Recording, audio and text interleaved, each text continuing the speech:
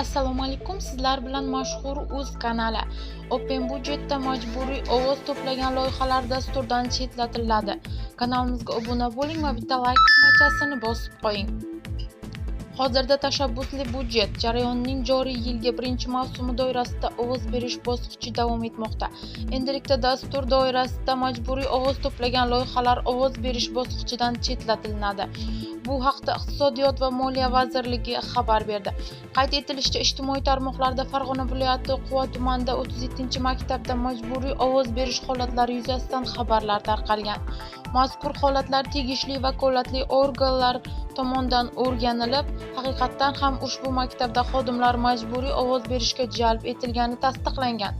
Shu munosabat bilan Iqtisodiyot va Moliya vazirligi tomonidan mazkur maktabda majburiy ovoz to'plagan loyihalarni ovoz berish bosqichidan chetlatish yuzasidan tegishli tuman xalq deputatlari kengashiga taqdimnoma yuborilgan. Ma'lumot uchun, tashabbusli budjet jarayoni doirasida majburiy ovoz berishga jalb etish majburiy mehnat sifatida tasniflashini belgilangan.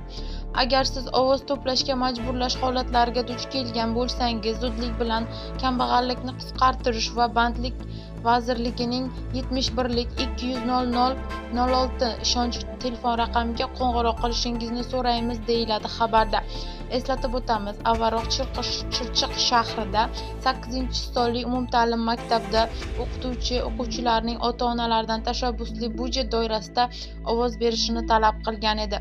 Ushbu bo'yicha boshlang'ich sinf o'qituvchisi M.L. bilan tushuntirish ishlari olib borilgan va hayfsan intizomiy jazo chorasi qo'llanilgan. Maktab rahbari esa ogohlantirilgan.